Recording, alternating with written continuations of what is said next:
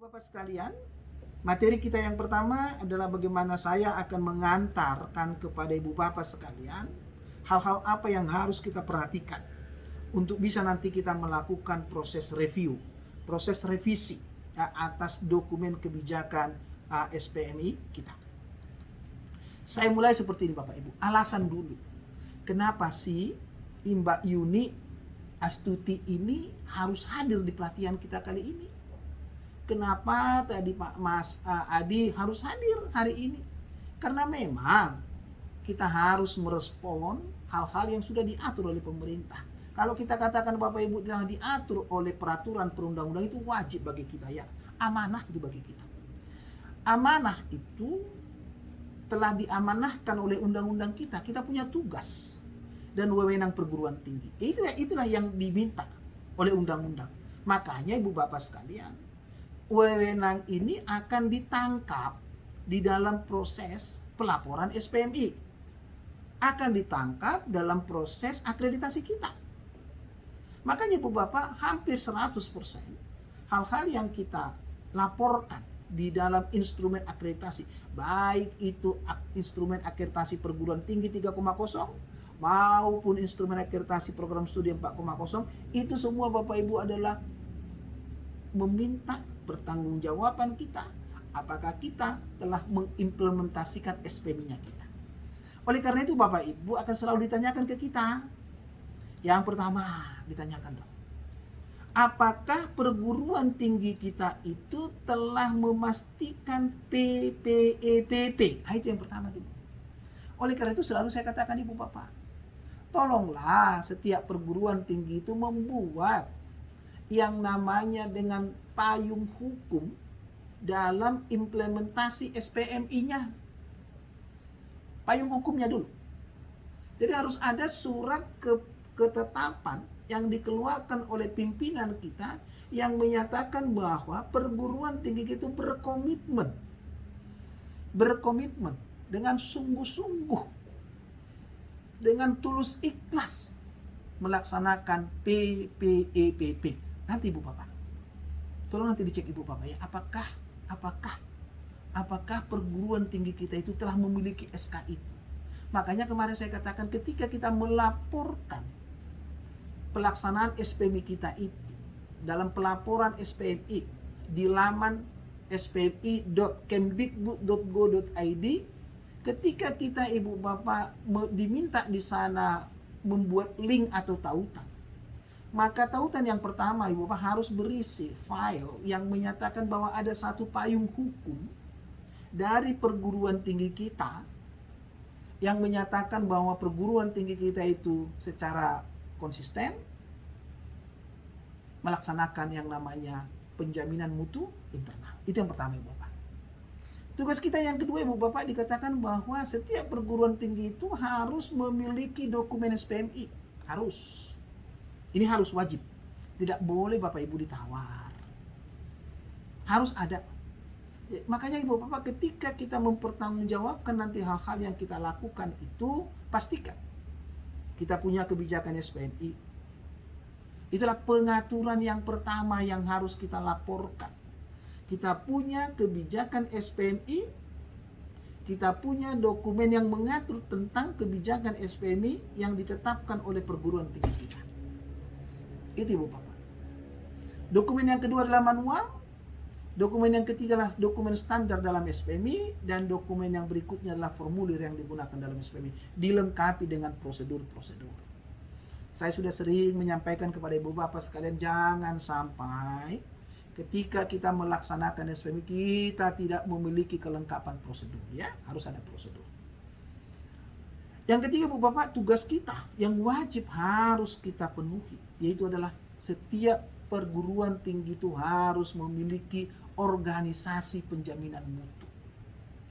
Kalau kembali Ibu Bapak mengingat hal-hal yang harus kita laporkan dalam laporan SPMI kita di kemdikbud.go.id, itu adalah pengaturan yang kedua masalah organisasi. Tolong nanti Ibu Bapak dipastikan di perguruan tinggi kita masing-masing telah ada organisasi penjaminan mutu. Tentunya Ibu Bapak nanti akan kita lihat ada 3 bentuk organisasi penjaminan mutu yang boleh diadop. boleh perguruan tinggi mengadop struktur organisasi penjaminan mutunya itu secara independen. Boleh mengadop bentuk organisasi penjaminan mutu itu secara embedded, dicangkokkan ke manajemen, atau kombinasi di antara keduanya. Itu Bapak Ibu. Apa yang harus dipastikan ketersediaannya? Dipastikanlah ketersediaannya bahwa kita punya dokumen formal pembentukan SPMI-nya kita. Yuk, setelah pelatihan ini, tolonglah Ibu Bapak nanti memeriksa kembali apakah perguruan tinggi kita telah memiliki dokumen formal pembentukan organisasi penjaminan mutu.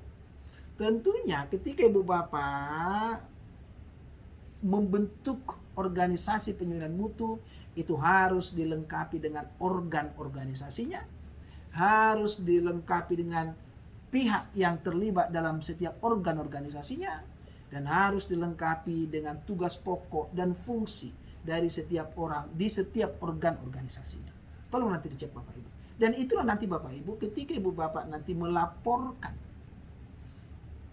di spmi.kemdikbud.go.id, itulah yang akan kita upload sebagai bukti pendukung, sebagai dokumen bukti sahih kita telah membentuk organisasi penjaminan mutu.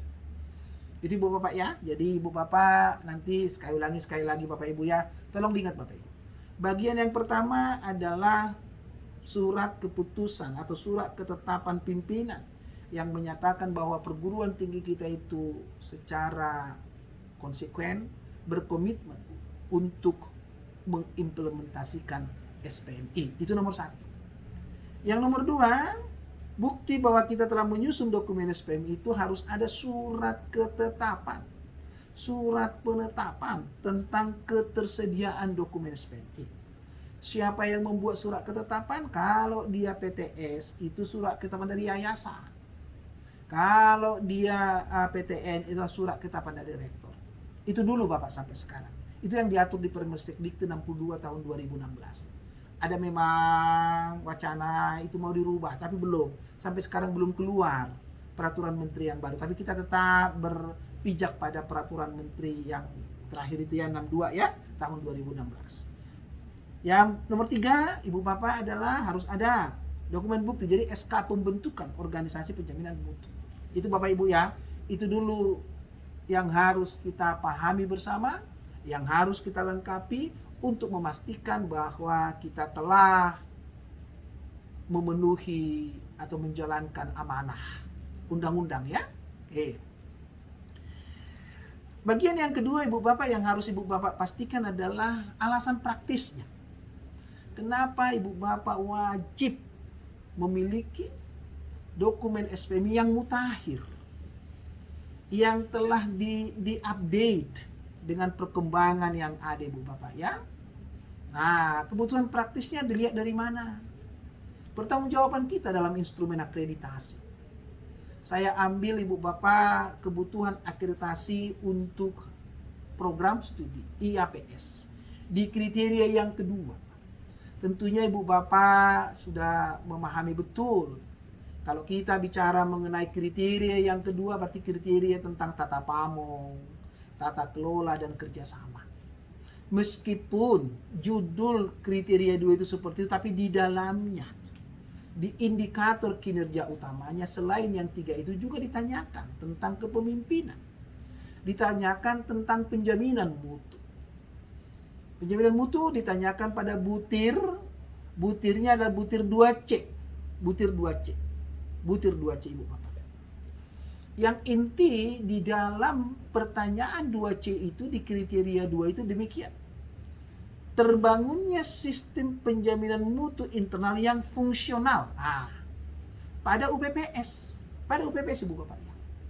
Berarti kalau Ibu Bapak memiliki bentuk perguruan tingginya STIKES, UPPS-nya ya STIKES. Kalau akademi, akademi. Kalau politeknik, politeknik. Kalau institut, jikalau Ibu Bapak tidak memiliki fakultas, maka UPPS-nya institut. Universitas biasanya selalu ada fakultas ya, selalu ada fakultas. Maka fakultasnya menjadi UPPS. Maka Ibu Bapak sekalian, apa yang harus kita perhatikan? Apa yang harus kita pastikan? Yang pertama, ini kan menjadi syarat perlu juga Ibu Bapak. Syarat perlu program studi kita terakreditasi. Itu apa yang pertama? Kita harus punya dokumen legal penetapan unsur pelaksana penjaminan mutu internalnya. Di perguruan tinggi, jangan lupa Bapak Ibu ya. Di kalimatnya di perguruan tinggi.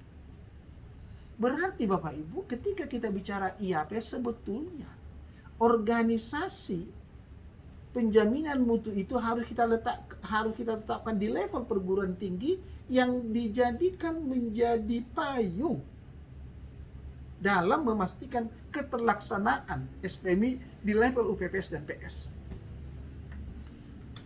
Bapak Ibu ya. Jadi harus ada di perguruan tinggi. Bagaimana Pak kalau kami memiliki yang namanya fakultas? Ibu Bapak boleh menetapkan di level UPPS. Kalau mau berdiri sendiri boleh nggak Pak? Boleh. Kalau embedded boleh nggak? Boleh. Embedded boleh. Kemana? Iya ke dekanatnya. Itu Bapak Ibu. Yang kedua, Ibu Bapak adalah kita diminta untuk memastikan ketersediaan dokumen SPMI ini di Bapak Ibu. Ketersediaan dokumen SPMI. Ibu Bapak ya. Ini wajib. Yang ketiga Ibu Bapak adalah di level UPPS itu harus ada bukti sahih terkait efektivitas pelaksanaan penjaminan mutu. Berarti itu apa Bapak Ibu? Itu ada proses namanya PPEPP. Ada proses penetapan, ada proses pelaksanaan, ada proses evaluasi pelaksanaan, ada proses pengendalian pelaksanaan, dan ada proses peningkatan. Ada proses peningkatan. Dan tentunya Bu Bapak, kalau boleh Bu Bapak nanti setiap kita perguruan tinggi, bolehlah mulai dari sekarang mewajibkan kita harus melakukan namanya apa? Rapat tinjauan manajemen. Rapat tinjauan manajemen Bapak Ibu ya. Dan yang terakhir Bapak Ibu adalah harus ada bukti sahih kita melakukan proses monitoring dan evaluasi. Dan kita harus ada namanya proses tindak lanjut dan proses berkelanjutannya. Itu apa? Harus ada RTL-nya. Harus ada rencana tindak lanjut. Baik dalam bentuk permintaan tindakan koreksi. Kalau nanti Bu Bapak ternyata dari hasil monitoring dan evaluasi Bu Bapak ternyata selama pelaksanaan standar itu belum mencapai standarnya, maka Ibu Bapak harus menindaklanjutinya. Jikalau Ibu Bapak nanti dari hasil monitoring dan evaluasi itu Ibu Bapak ternyata pelaksanaan standarnya telah mencapai atau bahkan melampaui standarnya kita, maka Ibu Bapak harus tingkatkan. Itulah Bapak Ibu. Terkait dengan pelatihan kita pada kali ini, kita konsen ke nomor 2. Apakah dokumen SPMI yang telah ditetapkan oleh Ibu Bapak saat ini, apakah telah dimutakhirkan atau tidak? Itu Bapak Ibu. Jadi saya sudah menyampaikan 2 alasan penting kenapa setiap perguruan tinggi itu wajib harus memutakhirkan. Ingat Ibu Bapak, alasan kita memutakhirkan. Yang pertama, ya, merevisi, memutakhirkan atau apapun istilahnya Bapak Ibu. Yang pertama, jikalau ada perubahan bentuk perguruan tinggi, sekali lagi Bapak Ibu, jikalau ada perubahan bentuk perguruan tinggi, maka wajiblah perguruan tinggi itu melakukan proses perubahan dokumen SPMI-nya. Misalkan, akademi berubah menjadi STIKES. Maka Ibu Bapak nanti di dalam nomenklatur yang ada Ibu Bapak di PDDikti, di pelaporan SPMI-nya kita muncul adalah bukan akademi Bapak Ibu, tapi adalah bentuk yang baru, yang STIKES Ibu Bapak. Kalau ada STIKES berubah menjadi institut, sama kasusnya. Kalau ada institut berubah menjadi universitas, sama kasusnya. Dokumen SPMI harus diperbaharui sesuai dengan bentuk perguruan tingginya. Alasan yang kedua, kalau ada perubahan dari eksternal, perubahan peraturan dan perundang-undangan yang mengatur tentang SPMI, itu juga wajib kita harus revisi, kita punya dokumen SPMI ya. Kalau ada ketentuan-ketentuan internal yang Ibu Bapak tetapkan di internal, itu juga bisa menjadi dasar bisa menjadi alasan ibu bapak harus memutakhirkan dokumen SPMI-nya, harus merevisi dokumen SPMI. Itu ibu bapak. Jadi sebetulnya ibu bapak selalu banyak pertanyaan. Apakah setiap 3 tahunkah kami harus merevisi dokumen SPMI? Apakah setiap 5 tahun? Tidak ibu bapak. Kita tidak bapak ibu. Bahkan ibu bapak khusus untuk dokumen standar, dokumen formulir, jikalau dari hasil evaluasi yang ibu bapak lakukan melalui mekanisme audit mutu internal memang membutuhkan adanya proses perubahan dalam dokumen standar, ibu bapak boleh lakukan. Tidak perlu harus menunggu 3 tahun, 5 tahun gitu, tidak bapak ibu ya. Jadi ini harus kita jernihkan dulu pemahaman kita, bilakah perguruan tinggi itu harus memutakhirkan, harus merevisi dokumen SPMI-nya. Maka ibu bapak sekalian, apa yang harus ibu bapak selalu lakukan? Review. Saya selalu menginspirasi ibu bapak setiap saat. Reviewlah dokumen SPMI-nya ibu bapak. Buku kebijakan direview, buku manual direview, buku standar direview, buku formulir direview. Itu adalah dokumen SPMI yang harus ibu bapak selalu review. Ya, dari hasil review itu apakah ibu bapak akan merevisinya? Apakah ibu bapak akan memutakhirkannya? Silakan ibu bapak. Tetapi jangan dibiarkan 4 dokumen SPMI itu sifatnya statis. Jangan sekali ditetapkan selamanya tidak boleh berubah gitu ya. Dia bukan dokumen keramat. Dia bukan dokumen keramat, tapi dialah dokumen yang sifatnya adalah dinamis. Artinya apa? Dokumen yang kita sediakan itu haruslah dokumen yang mampu merespon perubahan-perubahan internal dan juga perubahan-perubahan eksternal. Itu Bapak Ibu. Maka pelatihan kita kali ini Bu Bapak, kita fokuskan kepada bagaimana kita mencermati secara baik, mencermati secara sungguh-sungguh dan teliti setiap dokumen yang sudah kita tetapkan itu. Apakah ada hal-hal yang harus kita revisi? Itu Bapak. Sebelum saya lanjutkan kepada secara detail bagaimana kita ini, saya mulai Bapak Ibu dulu, selalu banyak pertanyaan. Sebetulnya arasnya di mana? Aras penetapan dari kebijakan. Izin saya menyampaikan inspirasi dari saya. Setelah saya mencermati peraturan perundang-undangan, saya mencermati apa yang dideskripsikan di dalam laporan evaluasi diri, baik itu LIDPT maupun LIDPS, terkait dengan aras penetapan dokumen kebijakan SPMI. Saya coba Ibu Bapak membuatnya sesuai dengan bentuk perguruan tinggi yang kita kelola. Bentuk perguruan tinggi yang pertama adalah universitas atau institut. Ini saya katakan wajib memiliki dokumen kebijakan SPMI di level perguruan tingginya, wajib harus ada. Wajib harus ada. Universitas institut yang memiliki fakultas, apakah harus menetapkan juga dokumen kebijakan SPMI di level fakultas atau di level UPPS? Saya katakan Bapak Ibu, saya inspirasi opsional berdasarkan kebutuhan. Jikalau memang Ibu Bapak selaku pengelola universitas atau institut merasakan bahwa dokumen kebijakan SPMI yang ditetapkan di perguruan tinggi mampu memayungi, mampu dijadikan menjadi pedoman untuk memastikan keterlaksanaan SPMI di level fakultas, maka tidak perlu Ibu Bapak membuat dokumen kebijakan SPMI level fakultas atau UPPS. Namun, jikalau ada kebutuhan khusus, ada kecirian khusus antar fakultas, antar UPPS di lingkungan universitas, di lingkungan institut, bolehlah Ibu Bapak menetapkan dokumen kebijakan di level UPPS. Bagaimana di program studi? Tidak ada Bapak Ibu.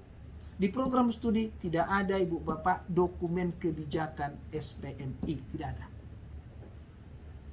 Sekarang saya masuk ke bentuk yang kedua. Bentuk yang kedua dari pengelolaan perguruan tinggi adalah sekolah tinggi.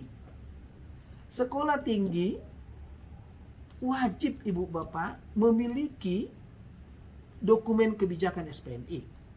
Seperti yang saya katakan tadi Bapak Ibu, sekolah tinggi karena tidak memiliki fakultas, bisa juga sekolah tinggi memiliki jurusan jikalau ada, maka UPPS-nya adalah sekolah tingginya. Maka di sekolah tinggi itu wajib harus memiliki dokumen yang saya katakan menjadi kebijakan SPMI PT. Kebijakan SPMI PT. Bagaimana program studi? Tidak ada Bapak Ibu. Tidak ada dokumen kebijakan SPMI di tingkat program studi. Asal dipastikan dokumen kebijakan SPMI PT itu yang telah ditetapkan di level PT itu Ibu Bapak mampu memastikan keterlaksanaan penjaminan mutu di level program studi. Politeknik Akademi Ibu Bapak wajib memiliki dokumen kebijakan SPMI di level PT. Jadi kalau ada namanya Politeknik Kesehatan, itu wajib harus ada kebijakan SPMI di politekniknya. Kalau ada akademi kebidanan, ada akademi keperawatan, itu wajib Bapak Ibu memiliki dokumen kebijakan SPMI di level akademi yang dipastikan mampu memayungi pelaksanaan penjaminan mutu di level program studinya.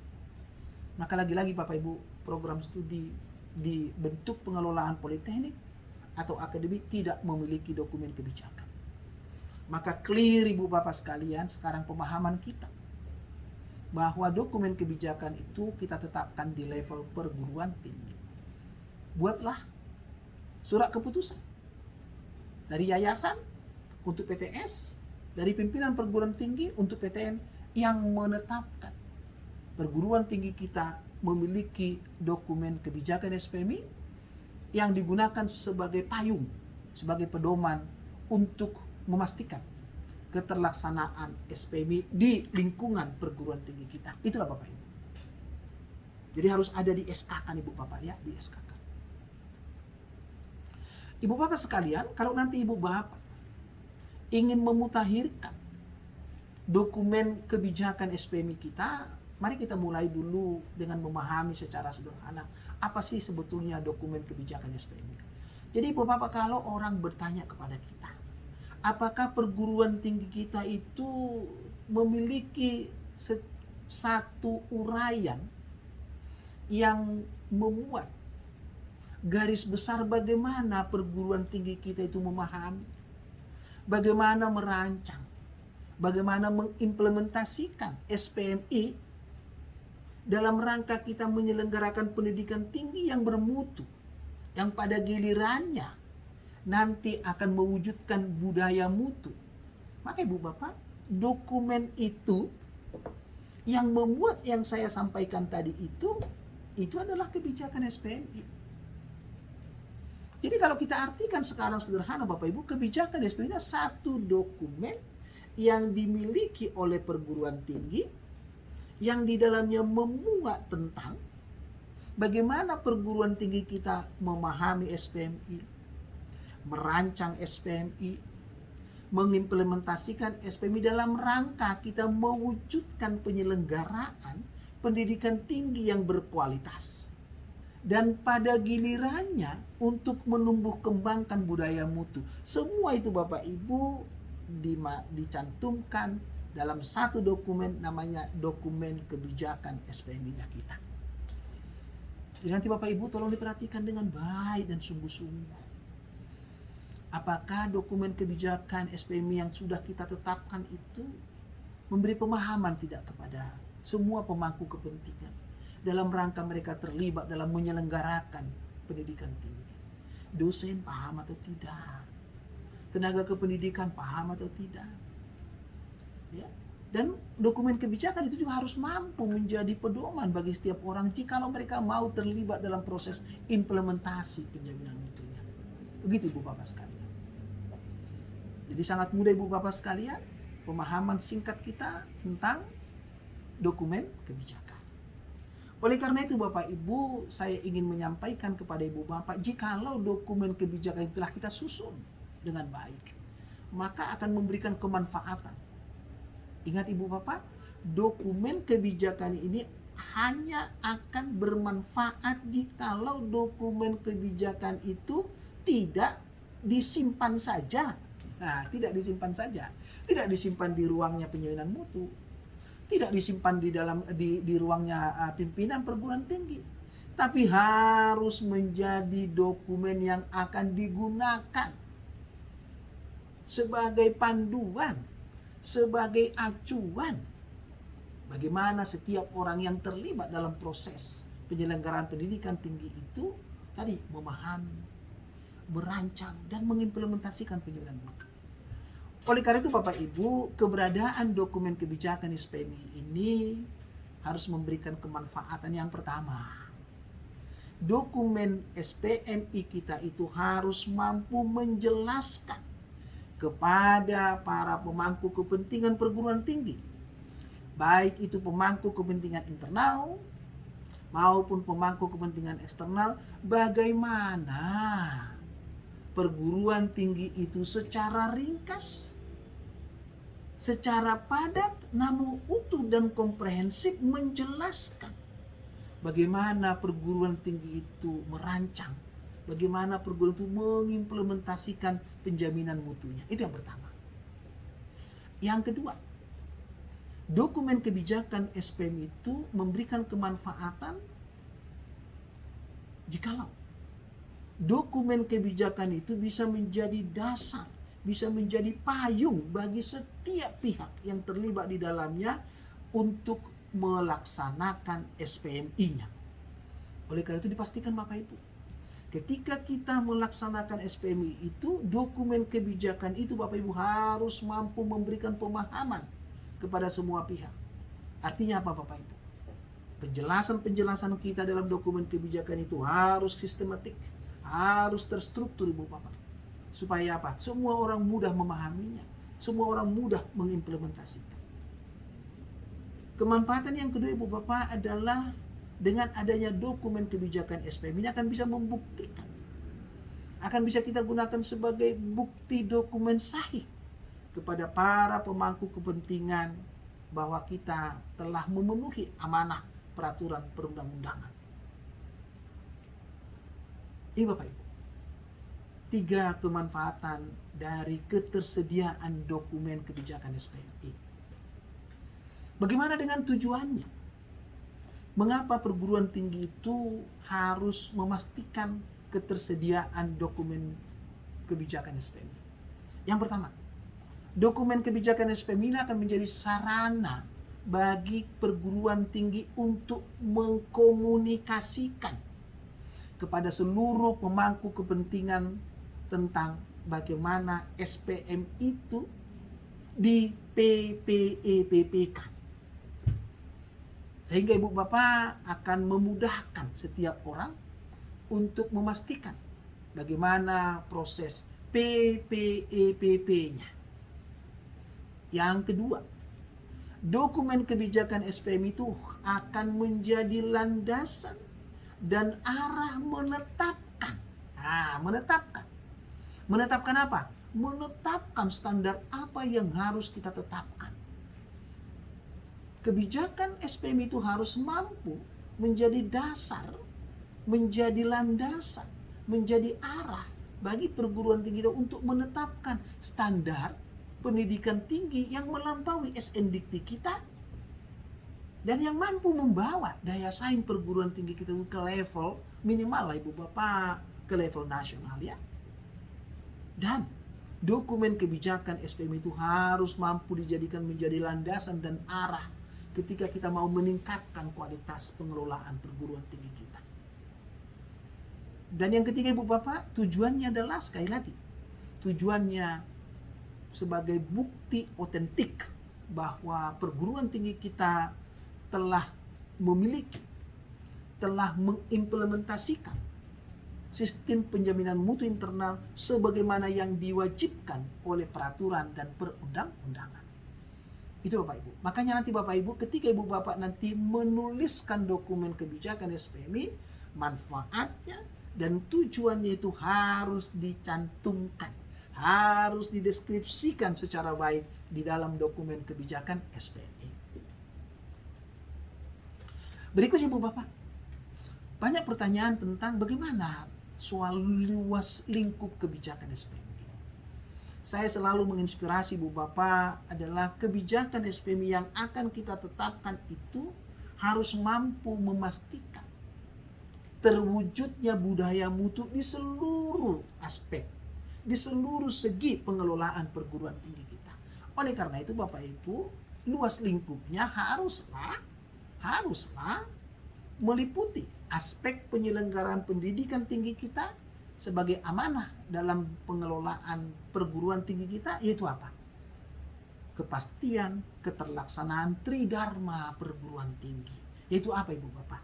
Pastikan bahwa SPMI yang kita implementasikan itu harus bisa menggaransi kualitas dari sisi pendidikan pengajaran, penelitian dan publikasi, serta pengabdian kepada masyarakat. Saya selalu katakan Bapak Ibu, itulah harga matinya kita. Tanpa tridharma perguruan tinggi akan mati. Itu harga mati Bapak Ibu. Dan bagaimana kita memastikan itu? Ya kita harus pastikan berkualitas. Pendidikan pengajaran kita harus berkualitas. Penelitian dan publikasi kita harus berkualitas. Pengabdian kepada masyarakat itu harus berkualitas. Itu harus diatur semua. Diatur di mana Bapak Ibu? Diatur dalam dokumen kebijakan SPMI-nya kita. Itu yang pertama. Yang kedua tentunya Bapak Ibu adalah aspek di luar akademik yang tadi. Di luar tridharma perguruan tinggi tadi. Kalau ini Bapak Ibu silakan. Ibu Bapak mengatur apa saja.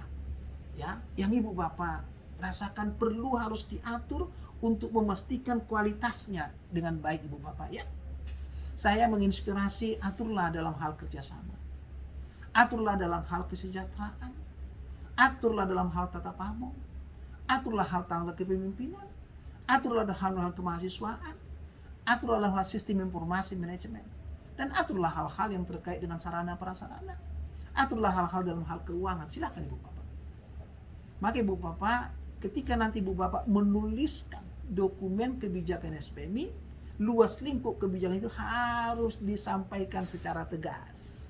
Supaya apa Bapak Ibu? Kita boleh tahu kebijakan SPMI kita itu sebetulnya mengatur tentang apa. Tolong nanti Ibu Bapak direview kembali dokumen kebijakannya. Apakah di dokumen kebijakan yang sudah Ibu Bapak tetapkan itu telah membuat secara baik luas lingkup kebijakan SPMI ya? Saya menginspirasi, ini hanya inspirasi dari saya saja. Mudah-mudahan nanti Ibu Bapak akan melakukan modifikasi sesuai dengan kebutuhan, sesuai dengan karakteristik perguruan tinggi Ibu Bapak masing-masing. Ibu Bapak sekalian, aspek yang penting juga yang harus kita perhatikan adalah prinsip. Ini penting Bapak Ibu. Prinsip-prinsip pokok bagi perguruan tinggi dalam melaksanakan SPMI perguruan tingginya. Ada 6 Ibu Bapak yang harus kita pastikan. Prinsip pokok pertama, yaitu bahwa ketika kita melaksanakan SPMI Ibu Bapak, ingatlah bahwa orientasi kita adalah kepuasan stakeholder kita. Pastikan bahwa luas lingkup atau cakupan SPMI yang sudah kita tetapkan dalam kebijakan SPMI harus berorientasi pada kepuasan stakeholder. Ya. Prinsip pokok yang kedua adalah pelaksanaan SPMI itu harus mengutamakan kebenaran. Harus berdasarkan kebenaran. Jadi seek the truth. Ya. Yang ketiga Ibu Bapak adalah pelaksanaan SPMI itu harus dipastikan akan menciptakan suatu proses pengembangan kompetensi dari setiap pihak yang terlibat di dalam pengelolaan perguruan tinggi. Ketika kita mau memastikan SPMI di bidang pendidikan pengajaran, pastikan ya kompetensi dosennya terus mengalami peningkatan, kompetensi tenaga kependidikannya, kompetensi mahasiswanya dan seterusnya Ibu Bapak ya. Prinsip pokok yang keempat adalah ketika Ibu Bapak melaksanakan yang namanya dengan SPMI itu harus sifatnya partisipatif dan kolegial. Artinya apa? Yang melaksanakan SPMI itu tidak hanya pimpinan. Yang melaksanakan SPMI itu tidak penjaminan mutu, Tapi siapa? Semua kita. Semua pihak, semua elemen yang ada di perguruan tinggi itu harus terlibat aktif untuk melaksanakan sistem penjaminan mutu perguruan tinggi kita. Prinsip pokok yang kelima, Ibu Bapak, adalah adanya keseragaman metode. Bahwa ketika kita, Ibu Bapak, mengimplementasikan SPM itu harus ada kesepahaman bersama. Harus ada kesepakatan bersama tentang bagaimana metode yang harus kita lakukan. Misalkan, ketika kita, Ibu Bapak, mau melakukan evaluasi pelaksanaan standar, harus seragam. Kita lakukan metodenya apa? Kalau menurut aturan pemerintah sampai saat ini, nanti akan berubah, tapi sampai saat ini tidak diwajibkan. Harus melaksanakan audit mutu internal. Berarti metode evaluasi pelaksanaan standar itu melaksanakan audit mutu internal. Itu salah satu contohnya. Jadi jangan misalnya di prodi ini melaksanakan AMI, di prodi yang lain melaksanakan yang lain, tidak boleh. Harus ada kesalahan. Makanya harus diatur di dalam dokumen kebijakan kita. Maka nanti ketika kita bicara di dalam proses manajemen SPMI, khusus dalam butir evaluasi pelaksanaan standar, harus kita, Ibu Bapak, pastikan perguruan tinggi kita itu menggunakan metode misalkan audit mutu internal. Yang keenam, Ibu Bapak, adalah prinsip pokok yang keenam. Ketika kita melaksanakan SPM itu, sekali lagi Bapak, bukanlah berorientasi kepada statis, tapi harus dinamis. Berarti dibutuhkan apa? Inovasi-inovasi baru. Kita harus lebih kreatif. Supaya apa? Tercipta keberlanjutan kualitas pengelolaan perguruan tinggi. Harus ada inovasi-inovasi baru. Dan itulah alasannya Bapak Ibu, ketika kalau kita bicara Bapak Ibu, kalau Ibu Bapak kembali mengingat bagaimana proses penilaian di akreditasi ya, supaya nilainya itu 4 itu ada ya, kalau Ibu Bapak ingat kembali ya, kan ada 5 syaratnya ya. Harus ada organisasinya, ada dokumen SPMI-nya, ada auditor internalnya, ada laporan AMI-nya, dan ada rapat tinjauan manajemennya. Kan ada 5 syarat perlu kita.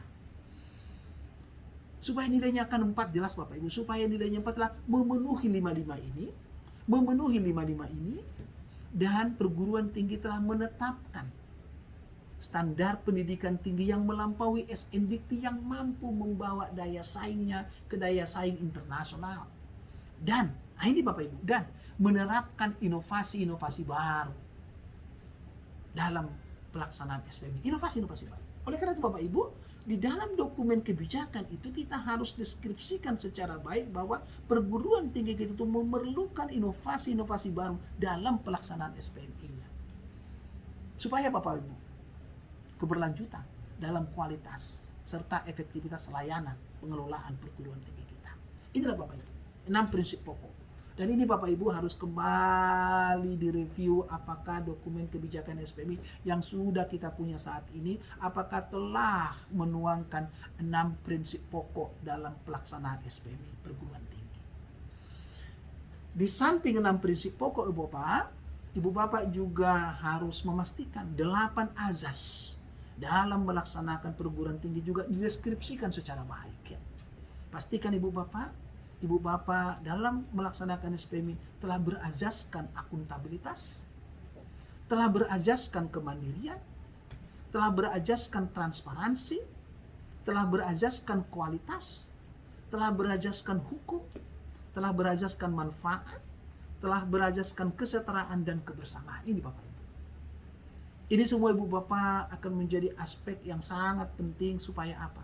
Ketika kita melaksanakan SPM itu betul-betul lahir dari keinginan bersama kita untuk membangun perguruan tinggi kita, untuk meningkatkan efektivitas dan kualitas layanan kita. Ada 6 prinsip pokok, ada 8 azasnya. Mudah-mudahan ini Bapak Ibu akan bisa memastikan ketika kita melaksanakan SPMI kita betul-betul akan mampu menumbuh kembangkan budaya mutu kita, pola pikir kita, pola sikap kita, pola tindak kita, semuanya Bapak Ibu berorientasi kepada kualitas, berorientasi kepada mutu. Mutu itu kita maknai dengan SPMI. Artinya Ibu Bapak, dengan menerapkan 6 prinsip, 8 azas ini akan diharapkan mampu Ibu Bapak melahirkan orang-orang, pribadi-pribadi yang unggul, pribadi-pribadi yang tangguh, pribadi-pribadi yang terkemuka, yang berorientasi pada kepatuhan atas SPMI-nya kita. Itulah maknanya kenapa kita perlu Ibu Bapak memastikan dokumen kebijakan SPMI itu adalah dokumen yang betul-betul mampu Bapak Ibu ya, mampu memastikan keterlaksanaan penjaminan mutu internal kita. Bagaimana Bapak Ibu selalu pertanyaan strategi pelaksanaan SPMI. Saya Ibu Bapak menginspirasi saja secara general, secara umum, bagaimana strategi kita melaksanakan SPMI. Ini Bapak Ibu hanya inspirasi singkat dari saya saja. Ini adalah setidak-tidaknya ini menginspirasi Bapak Ibu untuk menumbuh kembangkan strateginya. Jikalau Ibu Bapak mau membuat strategi spesifik, silakan. Tapi setidak-tidaknya Ibu Bapak di dalam dokumen kebijakan kita, karena harus ringkas, jelas, padat, utuh, menyeluruh, komprehensif tanpa kehilangan pesannya, maka Ibu Bapak strategi pelaksanaannya pun kita buat secara ringkas. Saya buat ada 13 langkah. Dimulai dari kita harus pastikan kita punya organisasi SPMI yang lengkap dengan organnya, lengkap dengan personilnya, lengkap dengan tupoksinya, bahkan jika memungkinkan lengkap dengan indikator capaiannya dan target capaiannya. Kemudian Ibu Bapak harus mensosialisasikan SPMI kepada semua pihak. Dalam rangka apa? Menumbuh kembangkan komitmen, menumbuh kembangkan kebersamaan kita, menumbuh kembangkan keinginan bersama kita, semangat bersama kita untuk mengimplementasikan SPMI. Setelah Bapak Ibu mendapatkan komitmen tersebut, pastikan bahwa semua pihak akan terlibat dalam proses PPEPP. Dosen terlibat dalam proses penetapan yang menjadi tanggung jawab mereka. Misalkan ambil contoh, di standar hasil penelitian misalkan, mereka harus terlibat dalam PPEPP. Kita libatkan mereka dalam hal penetapan standar hasil. Ambil contoh misalnya adalah kalau dalam standar hasil penelitian Ibu Bapak menetapkan dosen itu wajib harus melakukan satu penelitian setiap, paling tidak satu judul penelitian setiap tahun akademik. Itu mereka harus kita libatkan dalam penetapan itu. Karena apa? Proses penetapan itu proses untuk merencanakan apa yang mau kita kerjakan. Jadi standar itu sebetulnya adalah kita menuliskan apa yang akan kita kerjakan. Dan harapan kita pelaksanaan berikutnya adalah melaksanakan apa yang sudah mereka tuliskan di standarnya. Jadi dosen harus terlibat dalam proses penetapan standar. Kalau saya katakan penetapan Bapak Ibu sebetulnya adalah ada rangkaian beberapa kegiatan. Mulai dari merancang, merumuskan, menyusun, memeriksa, menyetujui, baru tahap menetapkan. Itu Bapak sekalian.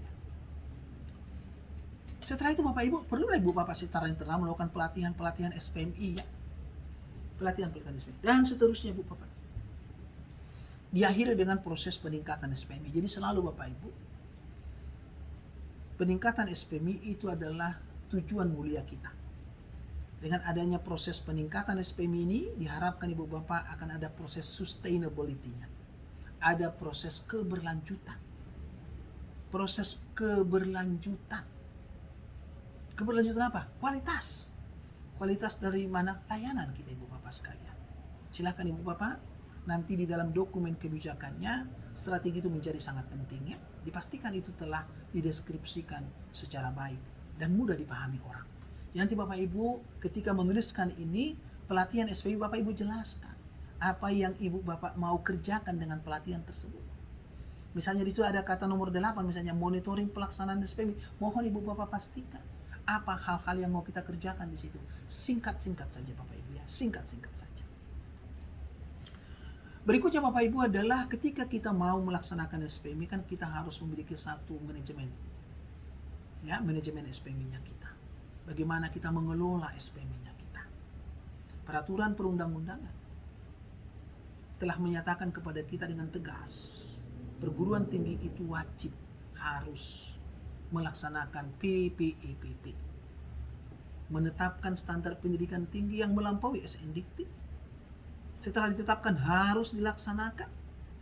Setelah dilaksanakan harus dimonitoring, kemudian dievaluasi. Dari hasil monitoring dan evaluasi harus dikendalikan. Kalau dia belum mencapai, itu harus dikoreksi, harus diperbaiki. Dari hasil monitoring dan evaluasi, kalau dia sudah mencapai atau memenuhi, harus ditingkatkan. Ini Bapak Ibu. Sehingga nanti Bapak Ibu, ketika Ibu Bapak menuliskan manajemen SPMI di dokumen kebijakan, tolong Bapak Ibu, harus dijelaskan penetapan standar dikti apa yang akan dilakukan oleh perguruan tinggi kita. Pelaksanaan standar dikti apa yang dilakukan. Jadi Ibu Bapak perlu ada deskripsi tentang apa-apa saja yang akan kita lakukan dalam memastikan keterlaksanaan SPMI. Makanya katanya pengelolaan SPMI, manajemen SPMI. Ibu Bapak sekalian, harapan saya semua dokumen kebijakan SPMI yang Ibu Bapak sudah tetapkan itu sudah beralih kepada konsep PPPP, telah meninggalkan konsep plan, do, check, dan action Ibu Bapak ya. PDCA sudah mulai perlahanlah Bapak Ibu digantikan oleh PPP ya. Tolong nanti Ibu Bapak pastikan itu. Berikutnya Ibu Bapak adalah kalau tadi kita bicara mengenai organisasi SPMI, ini juga perlu harus diatur dalam dokumen kebijakan kita. Harus diatur dalam dokumen kebijakan kita. Ibu Bapak sekalian, tadi saya sampaikan bahwa prinsip dasar kita mengikuti Permendikbud Dikti nomor 62 tahun 2016, pasalnya yang ke-8 ayatnya ke-4 butirnya C, menyatakan bahwa ada 3 model organisasi. Satulah organisasi penjaminan mutu yang sifatnya unit khusus, bisa membentuk dalam bentuk unit, bisa dalam bentuk lembaga, bisa dalam bentuk badan, bisa dalam bentuk pusat, bisa dalam bentuk kantor. Silahkan Bapak Ibu. Jadi ada satu unit yang kita bentuk yang sifatnya adalah independen. Yang kedua Ibu Bapak, mengintegrasikannya ke dalam manajemen PT. Kalau kita tidak membentuk unit khusus, ya kita integrasikan. Di tingkat PT kita integrasikan pasti ke rektoratnya. Di fakultas kita integrasikan ke dekanatnya. Dan kalau di program studi kita integrasikan ke program studinya. Itu pilihan yang kedua. Pilihan yang ketiga adalah mengkombinasikan. Silahkan Ibu Bapak mau pilih yang mana. Kalau saya ditanya secara pribadi, banyak yang bertanya secara pribadi, saya harus katakan, saya hanya menginspirasi saja dalam rangka memastikan nanti yang namanya dengan kejelasan dalam tupoksi masing-masing. Saya lebih prefer organisasi penjaminan mutu itu di level perguruan tinggi adalah unit khusus Ibu Bapak ya. Bentuklah unit khusus. Bagaimana dengan di fakultas? Saya menginspirasi Bapak Ibu, jikalau memang bentuk perguruan tinggi kita itu besar, size-nya besar, ukurannya besar, tenaga yang tersedia banyak, Ibu Bapak ya, bolehlah Ibu Bapak. Bolehlah Ibu Bapak di level fakultas buat sendiri. Tapi jika tidak ada Bapak Ibu, tidak memenuhi 3 kriteria utama yang saya sampaikan tadi, saya menginspirasi Ibu Bapak embedded. Hal yang sama untuk program studi ya. Untuk di program studi saya malah cenderung embedded saja ya. Hanya jikalau perlu ada perpanjangan tangan, silahkan membentuk. Silahkan membentuk.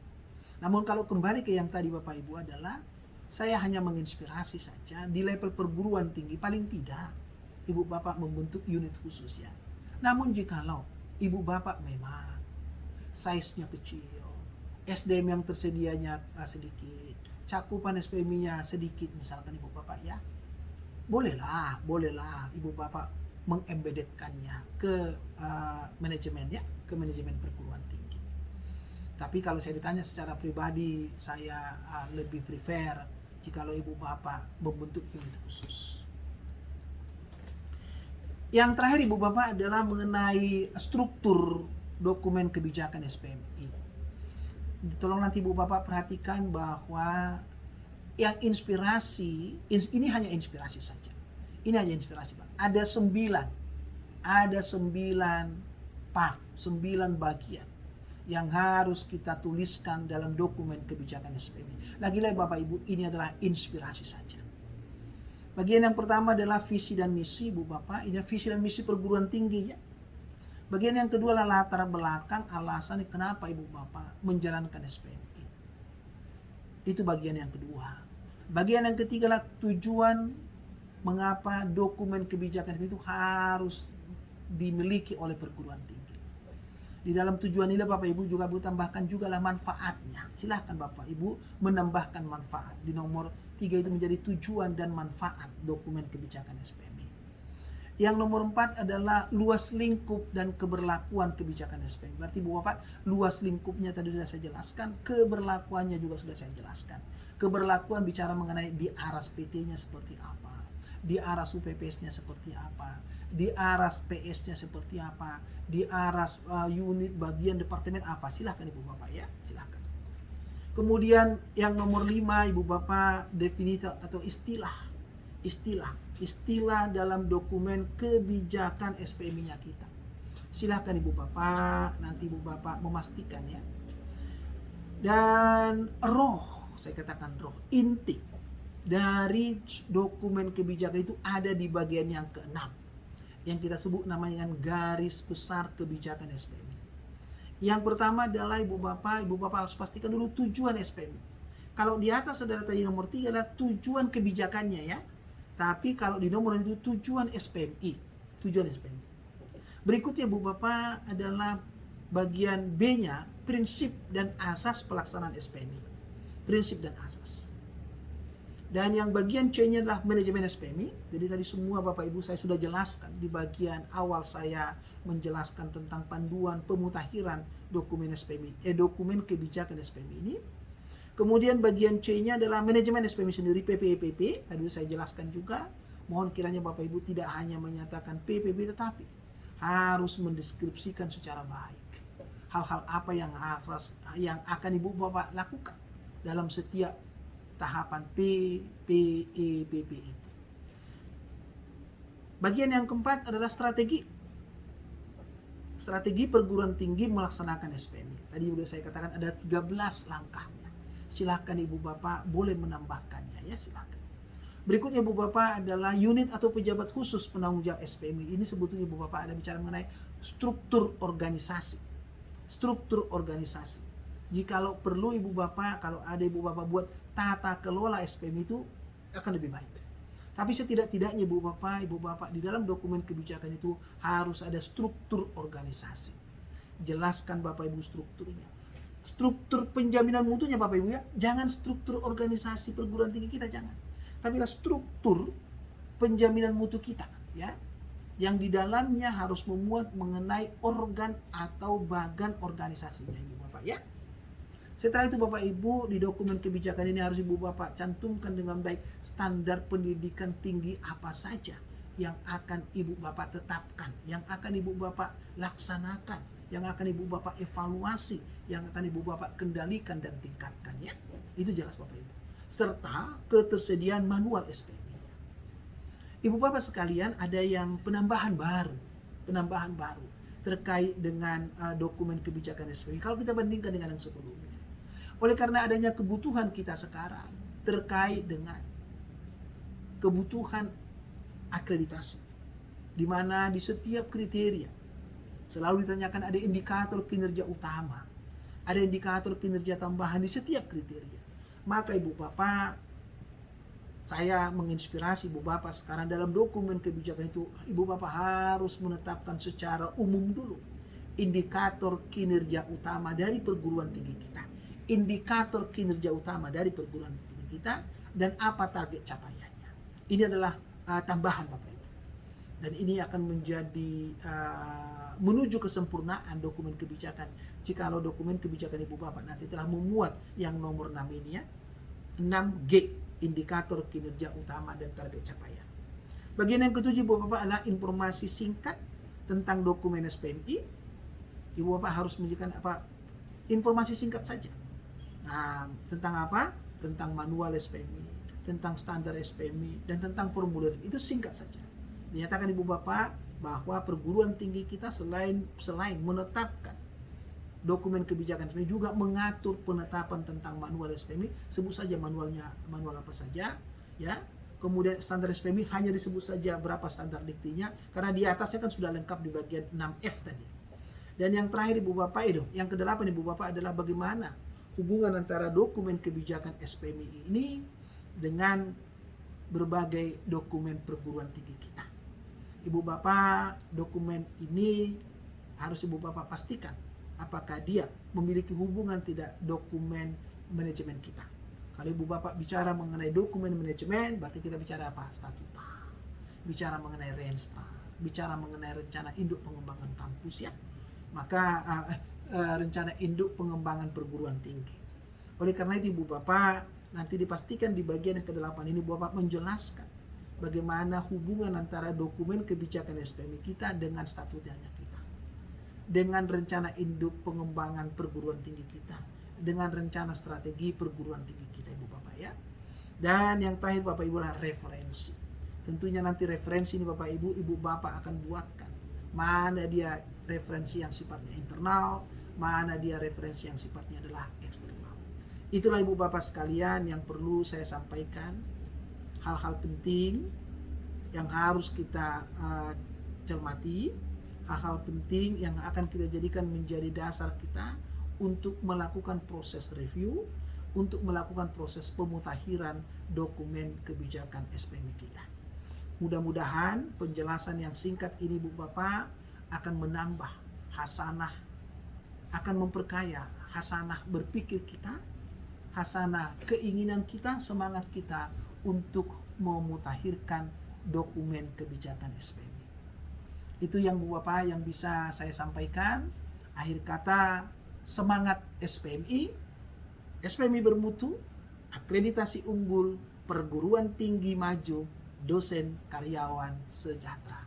Sampai kita bertemu di topik berikutnya. Terima kasih.